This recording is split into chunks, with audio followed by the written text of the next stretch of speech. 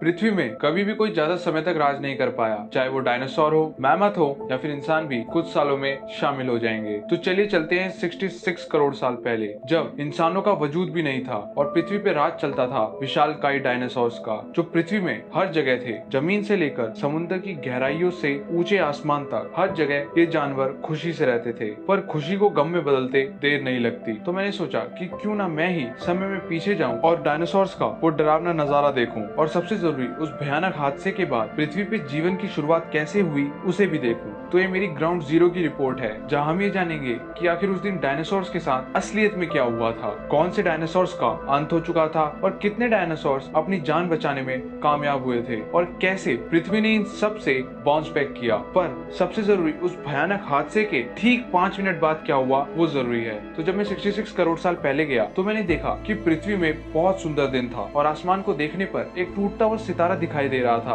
पर वो धीरे धीरे बढ़ रहा था और उसका डायमीटर कुछ 11 से 80 किलोमीटर के बीच था और वजन में वो 460 ट्रिलियन टन का था। अभी एक कॉमेट था या फिर एस्टेरॉइड, इस पे तो आज भी लड़ाई है, पर वो जो भी था वो इतना बड़ा था कि उसका एक सिरा जमीन को छू चुका था और दूसरा अभी भी हवा में बड़ा ऊपर था, मतलब जहां अभी के प्लेन उड़ते हैं वहां तक। तो ये एस्टेरॉइड युकाटन पेनिनसुला में गिरा था, जो आज के समय में मैक्सिको है। पर कमाल की बात तो ये है कि अगर ये एस्टेरॉइड वहां नहीं गिरता तो शायद से डायनासोर्स आज भी जिंदा होते। बिल्कुल सही, क्योंकि पृथ्वी पे ऐसी सिर्फ 8 ही जगह हैं जहां अगर ऐसे उल्कापिंड गिरे तो पूरा जीवन समाप्त हो सकता है। तो किसी भी उल्कापिंड के इन 8 जगहों में गिरने के सिर्फ 12 से 13% चांस होते हैं, और डायनासोर्स के केस पे जहाँ ये उल्कापिंड नहीं गिरना चाहिए था वहीं गिरा। बेचारों का बैड लक ही खराब था, और जहाँ ये उल्कापिंड गिरा वहाँ तकरीबन 20 किलोमीटर का गड्ढा हो चुका है और उसका डायमीटर कुछ 150 किलोमीटर का है। तो आप सोच ही सकते हैं कि जिंदा फ्राई होना किसे कहते हैं। अब आपने अगर कभी पानी में पत्थर फेंका होगा तो आपने कई छोटी छोटी लहरें देखी होंगी, तो अब उसे ही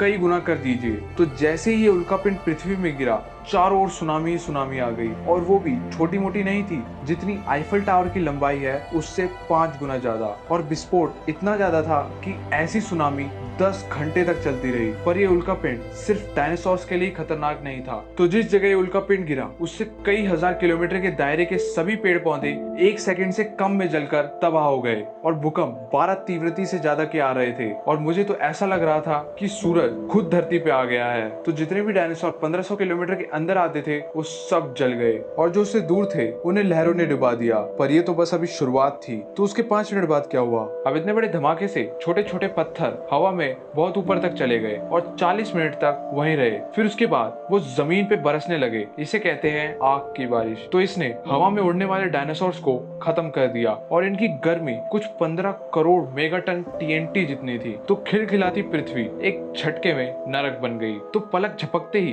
पृथ्वी के तकरीबन 75% जीव जंतु अब मर चुके थे, और फिर हर जगह एसिड रेन होने लगी, जिसने बचे हुए पेड़ पौधों को भी मार दिया। पर ये तो बस शुरुआत थी, क्योंकि इतनी तबाही से पृथ्वी के चारों ओर धुएं की एक बहुत मोटी चादर बन चुकी थी, जिससे सूरज की किरणें अब पृथ्वी पे नहीं आ सकती थी। ऐसा 1 साल तक रहा। तो अब पेड़ पौधे खाना नहीं बना सकते थे, तो वो भी मर गए, और जो शाकाहारी जानवर बचे थे वो भी भूखमरी से मर गए। पर उम्मीद की एक किरण नजर आई। अभी भी मगरमच्छ के पूर्वज और कछुए के पूर्वज अभी जिंदा थे, जबकि साइंस के हिसाब से इस कंडीशन में कुछ भी नहीं बच सकता था। पर यहाँ ऐसा हो रहा था। अब जिन्हें समझ नहीं आ रहा है कि क्या हो रहा है, तो एक उल्कापिंड ने पृथ्वी पे रायता फैला दिया था, और अब पृथ्वी को उसे ही समेटना था। तो जो चीज हादसे के बाद सबसे पहले इस पृथ्वी में आई वो थी फोरामिनिफेरा। उसके अलावा अब फर्म पेड़ पूरी पृथ्वी पे थे। अब खाना कम होने की वजह से सिर्फ छोटे छोटे जानवर ही बच पाए, जिनका वजन कुछ 600 ग्राम था। पर जब कंडीशन और अच्छी हुई, लगभग 1 लाख साल बाद, तो फर्म फॉरेस्ट की जगह अब पाम फॉरेस्ट ने ले ली थी, और जानवरों का वजन बढ़कर 5 किलो हो गया था। उसके अलावा अब 3 लाख साल बाद कंडीशन और अच्छी हुई, और ये पाम फॉरेस्ट की जगह अब पीकन पेड़ों ने ले ली थी, और अब अलग अलग तरह के जानवर देखे जा सकते थे, और उनका वजन बढ़कर अब 30 किलो हो गया था। और उसके बाद तकरीबन 7 लाख साल बाद बीन्स पृथ्वी पे आए, जिन्होंने जानवरों को फलने फूलने का मौका दिया। अब इससे और ज्यादा जानवर डाइवर्सिफाई हुए और जानवरों का वजन बढ़कर अब 60 किलो हो गया था, पर अभी भी समुद्र खाली था। तो उन्हें सही होने में तकरीबन 30 लाख साल लग गए थे। तो ऐसे ही कंडीशन धीरे धीरे सही हुई और फिर इंसानों का जन्म हुआ। मगर तब क्या हो अगर ऐसा ही उल्कापिंड अभी पृथ्वी पे गिर जाए? तो आधी से ज्यादा आबादी तो अभी खत्म हो गई। मगर हमें इन सब के बारे में पहले से ही पता होगा, तो हम जमीन में बहुत नीचे तकरीबन 1 साल तक रहेंगे, कंडीशन नॉर्मल होने तक। अब आप में से बहुत सारे लोग सोच रहे होंगे कि इस पूरी फिल्म में मैं कहाँ था। तो ये सारे सीन किसने रिकॉर्ड किए थे? बाय द वे, क्या आपको पता है कि हमारे ब्रह्मांड का अंत कैसे होगा? तो आप उस ऊपर आई बटन पे क्लिक करके देख सकते हैं। तो ये सब हुआ था डायनासोर्स के साथ। आपको क्या लगता है इन सब के बारे में? हमें कमेंट सेक्शन पे जरूर बताएं और इस वीडियो को ज्यादा से ज्यादा शेयर भी करें। उसके अलावा क्या आपको पता है कि साइंटिस्ट डायनासोर्स को वापस लाने में लगे हुए हैं और ये 2025 या 2050 में हो जाएगा। तो अगर आप उस वीडियो को मिस नहीं करना चाहते, तो अगर आपको लाइक और सब्सक्राइब का बटन दिख रहा है तो उसे भी दबा दीजिए, एज इससे हमें बड़ा सपोर्ट मिलता है। और जब आपने इतना ही कर दिया है तो आप उस बेल आइकन को भी क्यों छोड़ रहे हैं, उसे भी दबा दीजिए। So in the end, take care, जय हिंद and thanks for watching. See you next time.